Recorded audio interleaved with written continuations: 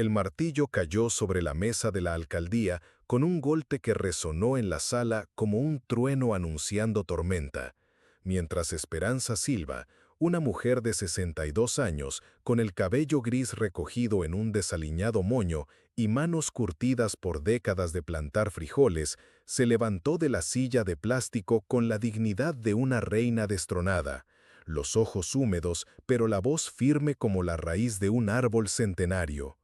Pueden quitarnos la tierra, pero no nuestra memoria. Era un martes de marzo cuando llegó la notificación.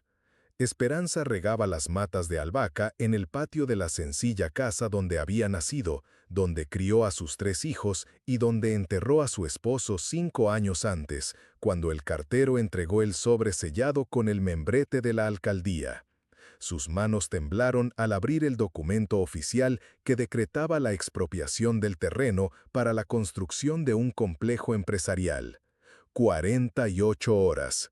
Eso era todo lo que le quedaba de ese pedazo de tierra que guardaba 70 años de su existencia. Una semana después de la audiencia pública, llegó la noticia que cambiaría todo.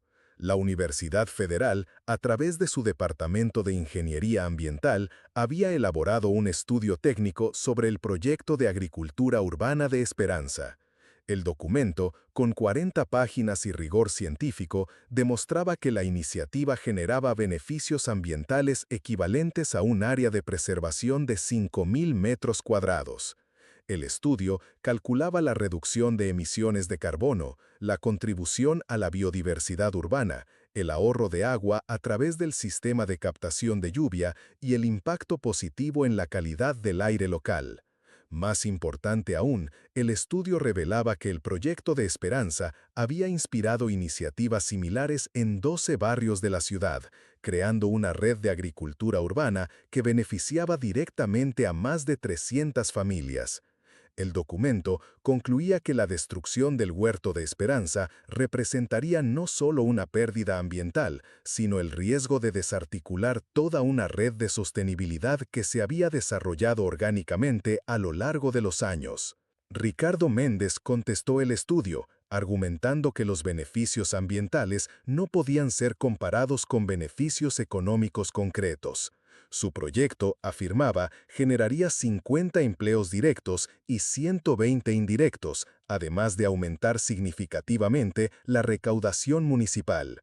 Contrató una empresa de consultoría para elaborar un contraestudio enfocado en los aspectos económicos y en la viabilidad de reubicar las actividades de agricultura urbana a otro lugar.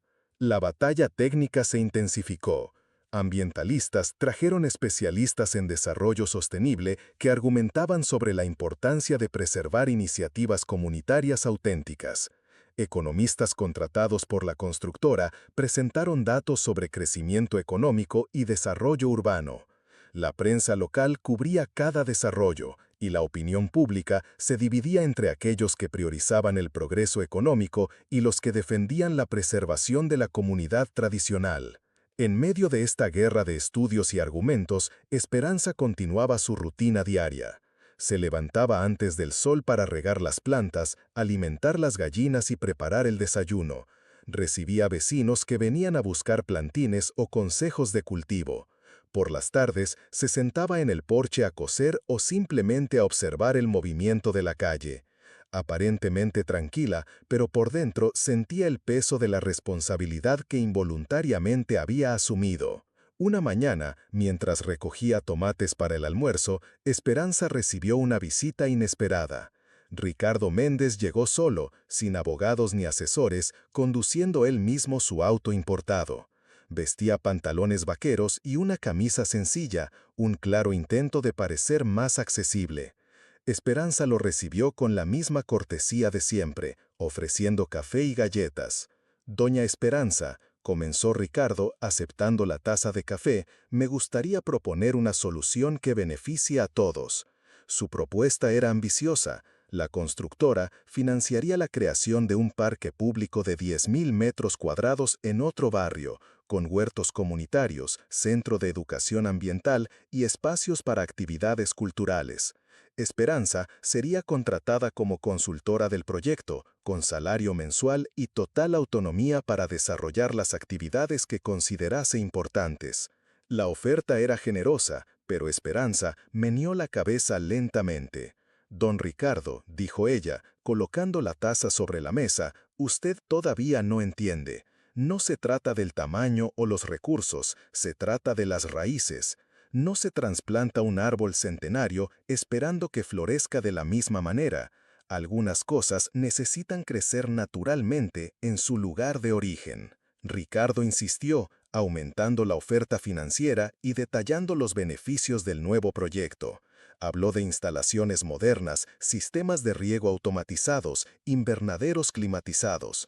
Prometió que el parque sería un modelo de sostenibilidad urbana reconocido a nivel nacional.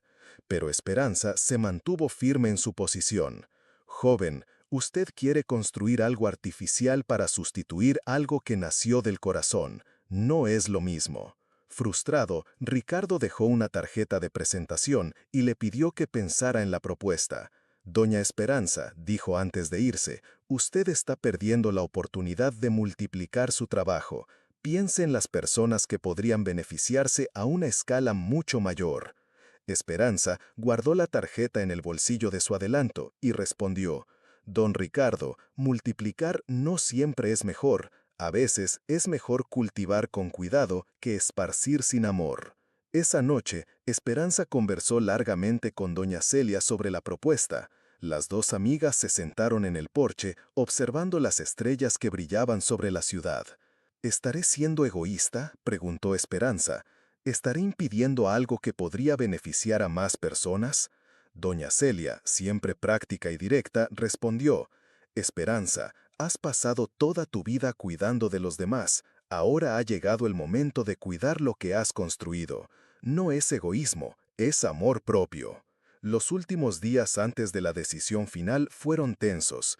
Esperanza sabía que el plazo se agotaba y que independientemente de la movilización popular, la ley estaba del lado de la constructora. Pasó más tiempo en el huerto, como si quisiera absorber cada momento en ese espacio que había sido su refugio durante tantos años. Observaba las plantas con atención especial, notando detalles que antes pasaban desapercibidos. La forma en que la luz de la mañana incidía sobre las hojas de lechuga, el sonido del agua goteando del sistema de riego casero, el zumbido de las abejas que venían a buscar néctar en las flores de albahaca. La decisión final se anunciaría un lunes. El viernes anterior, Esperanza se despertó con una extraña sensación de paz. Había dormido profundamente por primera vez en semanas, y había soñado con Juan. En el sueño, él estaba trabajando en el huerto, como hacía en sus últimos años de vida, y dijo simplemente, Esperanza, ya has plantado todo lo que necesitabas plantar. Ahora es hora de confiar en que las semillas brotarán. Durante el fin de semana, la casa de Esperanza se convirtió en un punto de encuentro informal. Los vecinos aparecían para conversar, los niños jugaban en el patio, la gente traía comida para compartir. Era como si todos intuyeran que esos podrían ser los últimos momentos de ese pequeño paraíso. Doña Celia organizó un asado el domingo, reuniendo a más de 40 personas en el patio de Esperanza. No fue una despedida, sino una celebración de la comunidad que se había formado allí. La mañana del lunes, Esperanza se puso su mejor vestido, el mismo que usó en la boda de su hija menor, y caminó lentamente hacia el ayuntamiento. No fue sola. Al menos 50 personas la acompañaron, formando una procesión silenciosa por las calles de la ciudad. Llevaban flores, plantines y carteles con mensajes de apoyo. No gritaban ni protestaban, simplemente caminaban en solidaridad, ofreciendo su presencia como forma de apoyo. La reunión tuvo lugar en el despacho del alcalde. Esperanza fue invitada a entrar, acompañada de dos vecinos como testigos. Ricardo Méndez ya estaba allí, sentado en un sillón de cuero, hojeando papeles. El alcalde Osvaldo Santos estaba visiblemente nervioso, jugando con los bolígrafos sobre la mesa y evitando el contacto visual directo. Doña Esperanza, comenzó el alcalde, esta ha sido una de las decisiones más difíciles de mi carrera política. Sé que hay valores importantes en juego en ambos lados. Hizo una pausa, respiró hondo y continuó. Después de analizar todos los aspectos legales, económicos, sociales y ambientales, hemos llegado a una conclusión. El silencio que siguió pareció durar una eternidad. Esperanza sintió que su corazón se aceleraba, pero mantuvo la expresión serena. Ricardo Méndez se enderezó en el sillón, preparándose para escuchar la confirmación de lo que consideraba inevitable. Hemos decidido, dijo el alcalde, que el proceso de expropiación será cancelado. La frase cayó como una bomba en el silencio de la sala. Ricardo Méndez se levantó abruptamente, cuestionando la legalidad de la decisión. El alcalde explicó que después de una consulta jurídica más profunda, se descubrió que el área de la calle de las Acacias no estaba efectivamente incluida en la zona de expansión comercial del plan director. Había sido un error de interpretación de los técnicos municipales. Además, el valor social y ambiental del proyecto de agricultura urbana, documentado por el estudio de la universidad, justificaba la preservación del lugar como área de interés público. Esperanza sintió que sus piernas se debilitaban. Doña Celia, que estaba a su lado, la sujetó del brazo para apoyarla. Las lágrimas que había contenido durante meses finalmente brotaron, pero eran lágrimas de alivio y gratitud. Ricardo Méndez, visiblemente irritado, anunció que apelaría la decisión, pero sus abogados ya le habían explicado que las posibilidades de éxito eran mínimas. La noticia se extendió rápidamente por la ciudad. Cuando Esperanza salió del ayuntamiento, una multitud la esperaba en la calle. Aplausos, abrazos y flores fueron ofrecidos espontáneamente. Los niños corrían a su alrededor, gritando de alegría. Los adultos lloraban de emoción. Fue una celebración genuina de la victoria de la comunidad sobre los intereses puramente económicos. En los meses siguientes, la historia de Esperanza ganó repercusión nacional. Periódicos de grandes ciudades publicaron artículos sobre el caso, presentándolo como un ejemplo de resistencia comunitaria y agricultura urbana. Una editorial de Sao Paulo le propuso que escribiera un libro sobre sus experiencias, pero Esperanza declinó educadamente. No sé escribir libros, sé plantar historias. La constructora de Ricardo Méndez encontró otro terreno, en una zona industrial abandonada que realmente necesitaba revitalizar. Irónicamente, el empresario terminó buscando a Esperanza meses después, pidiendo consejos sobre cómo incorporar espacios verdes y sostenibles en sus emprendimientos. Ella lo recibió con la misma amabilidad de siempre, ofreciendo café y una larga conversación sobre desarrollo urbano sostenible. El proyecto de agricultura urbana de la calle de las Acacias se convirtió oficialmente en un programa municipal, recibiendo una pequeña financiación para su expansión y mantenimiento. Esperanza fue nombrada coordinadora voluntaria, puesto que aceptó con la condición de que el proyecto mantuviera su carácter comunitario y artesanal. No quería burocracia ni institucionalización excesiva. Quería que siguiera siendo lo que siempre había sido, una iniciativa nacida del corazón y mantenida por el amor. 2 años después, el Huerto de Esperanza se había multiplicado en 23 barrios de la ciudad. Cada uno mantenía sus propias características, adaptándose a las necesidades y posibilidades locales. Había grupos enfocados en plantas medicinales, otros en hortalizas, algunos especializados en compostaje, otros en educación ambiental para niños.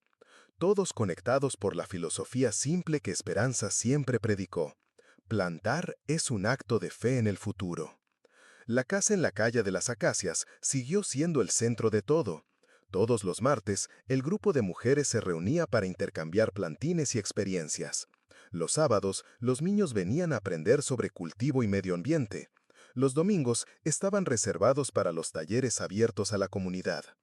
Esperanza, ahora con 64 años, seguía despertando antes del sol para cuidar las plantas, alimentar a las gallinas y preparar el café para quien llegara.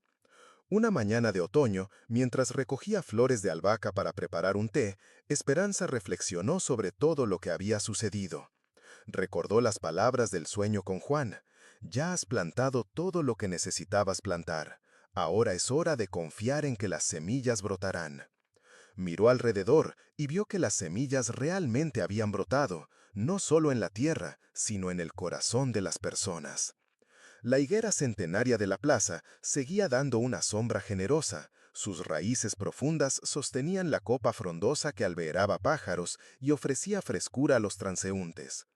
Como el árbol, Esperanza había echado raíces profundas en ese pedazo de tierra, creando una red de apoyo que se extendía mucho más allá de lo que los ojos podían ver. Sus semillas de esperanza se habían esparcido por la ciudad, germinando en patios, balcones, terrenos baldíos, transformándose en alimento, medicina, belleza y sobre todo en conexión humana. Esa mañana, mientras el sol naciente doraba las hojas de su huerto, Esperanza sonrió. Sabía que había ganado no una batalla, sino una guerra silenciosa, contra el olvido, contra la prisa, contra la idea de que progreso significaba necesariamente destrucción. 5 años pasaron desde aquel lunes transformador. La calle de las Acacias se había convertido en un destino turístico inusual, visitado por estudiantes, investigadores y curiosos que venían a conocer el proyecto de agricultura urbana que había resistido al desarrollo inmobiliario. Esperanza recibía estas visitas con paciencia y sencillez, siempre ofreciendo café y explicando que no había secretos ni fórmulas mágicas, solo amor por la tierra y por las personas. Su historia había inspirado documentales, trabajos académicos e incluso una obra de teatro representada por el grupo cultural local. Pero nada de eso cambió su rutina esencial: despertar temprano, cuidar las plantas, conversar con los vecinos, enseñar a los niños, preparar remedios caseros con hierbas medicinales y ofrecer su balcón como refugio para quien necesitara una palabra de consuelo. Los hijos de Esperanza, que inicialmente se habían preocupado por la exposición y la presión que su madre había enfrentado, ahora sentían orgullo por el coraje demostrado. Venían a visitarla más frecuentemente, trayendo a sus nietos para aprender sobre plantas y escuchar historias de la abuela. La casa seguía siendo sencilla, pero siempre estaba llena de vida, risas y el aroma del café fresco que nunca faltaba. Ricardo Méndez, curiosamente, se había convertido en uno de los mayores defensores de la agricultura urbana en la ciudad. Su constructora comenzó a incorporar espacios verdes en todos los nuevos emprendimientos, contratando consultores especializados en sostenibilidad. Él visitaba a Esperanza regularmente, ya no como adversario, sino como alguien que había aprendido que no todo lo que tiene valor puede medirse en metros cuadrados o cifras monetarias. Doña Esperanza, dijo él en una de esas visitas, usted me enseñó que existen 2 tipos de desarrollo: el que destruye para construir y el que construye preservando. Aprendí que el segundo es más difícil, pero infinitamente más gratificante. Esperanza lo escuchó con atención, sirviéndole un vaso de jugo de guayaba hecho con frutas de su propio árbol. Señor Ricardo, respondió ella, todos podemos aprender y cambiar. Lo importante es que usted descubrió que la verdadera prosperidad no viene de cuánto ganamos, sino de cuánto contribuimos para que otros también puedan prosperar. La conversación entre ellos se había convertido en un símbolo poderoso en la ciudad. La posibilidad de diálogo entre visiones diferentes, la transformación a través del encuentro genuino entre personas que, inicialmente, parecían estar en bandos opuestos. Los profesores usaban esta historia en clases sobre resolución de conflictos, mediación y desarrollo sostenible. El alcalde Osvaldo Santos, quien había tomado la decisión final de cancelar la expropiación, fue reelegido con un amplio margen de votos. Creó un programa municipal de agricultura urbana inspirado en el modelo de Esperanza, destinando pequeñas partidas para apoyar iniciativas comunitarias similares. No era mucho dinero, pero suficiente para comprar semillas, herramientas básicas y materiales para compostaje.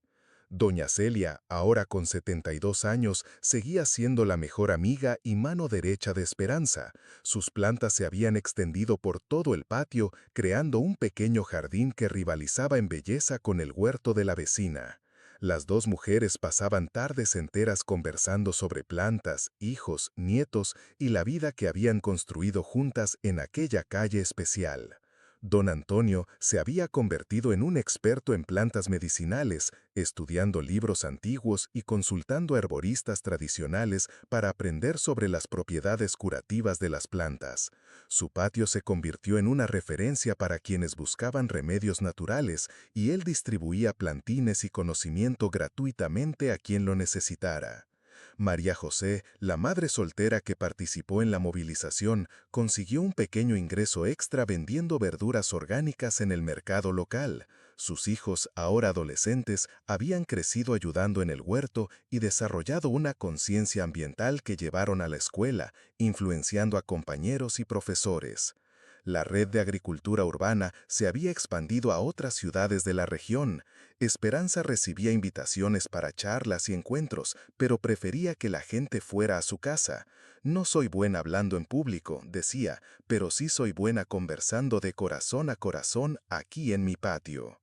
Una mañana, mientras regaba las plantas de albahaca que habían dado origen a toda la aventura, Esperanza sintió una presencia familiar. No era nada sobrenatural, solo la sensación de que Juan estaba allí, observando con orgullo todo lo que ella había construido. Sonrió y murmuró: «Lo logramos, Juan, logramos plantar esperanza». La higuera de la plaza seguía creciendo, sus raíces cada vez más profundas, su copa cada vez más frondosa. Como el árbol, el proyecto de Esperanza había creado raíces que sostenían no solo plantas, sino una nueva forma de vivir en comunidad, donde el cuidado de la tierra se convertía en cuidado de las personas, donde resistir no significaba pelear, sino simplemente seguir plantando. En aquella mañana dorada, con el aroma del café recién hecho mezclado con el perfume de las flores, Esperanza comprendió que su victoria no había sido impedir una construcción, sino construir algo mucho más duradero, una comunidad basada en el amor, el cuidado mutuo y la certeza de que cuando plantamos con dedicación, siempre cosechamos esperanza.